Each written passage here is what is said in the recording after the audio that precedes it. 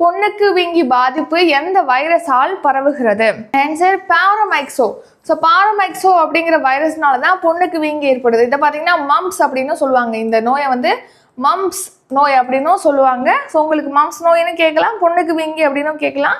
எந்த வைரஸ்னால ஏற்படுது அப்படின்னா பாரமைக்சோ அப்படிங்கிற வைரஸ்னால ஏற்படுது.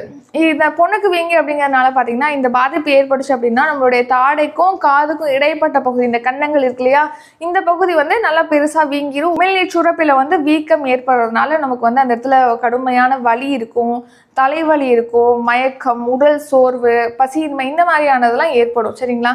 பொண்ணுக்கு வீங்கி பாதிப்பானது இப்போ முன்னாடி இருந்ததை விட இப்போ அதிகரிச்சுட்டே வருது. நாளுக்கு நாள் பொண்ணுக்கு வீங்கி பாதிப்புங்கிறது இன்க்ரீஸ் ஆகிட்டே இருக்கு. ஸோ அதை வந்து கட்டுப்படுத்தணும் அப்படிங்கிறதுனால அதுக்கான தடுப்பூசியை தேசிய தடுப்பூசி அட்டவணையில சேர்க்கணும்.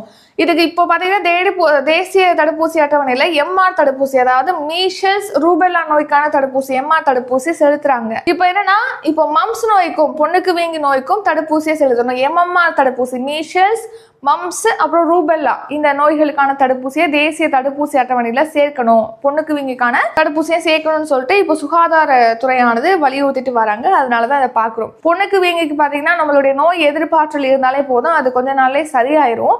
இருந்தாலும் இப்போ அதோட எண்ணிக்கை, அந்த நோயால் பாதிக்கப்படுறவங்களோட எண்ணிக்கை இப்போ அதிகரிச்சுட்டு வர்றதுனால அந்த தடுப்பூசியை சேருங்க அப்படின்னு சொல்லிட்டு கேட்குறாங்க. ஸோ குழந்தைகள் அப்புறம் வளரிளம் பருவத்தினர்கிட்ட தான் அதிகமாக இந்த மம்ஸ் நோயானது ஏற்படுது. இதனால காதுகள் தாடைக்கு இடையே உள்ள பகுதியில் வீக்கம் ஏற்படுது. இந்த பொண்ணுக்கு வீங்கினால பாதிக்கப்பட்டிருக்காங்க அப்படின்னா அவங்கள வந்து ஃபர்ஸ்ட் தனிமைப்படுத்தணும். ஏன்னா தனிமைப்படுத்தினாலே கொஞ்ச நாள் சரியாயிருவாங்க. அப்படி பண்ணலைன்னு வச்சுக்கோங்களேன், அவங்களுடைய உமிழ் நீர்த்திவளைகள் மூலமாக பிறருக்கும் பரவும்.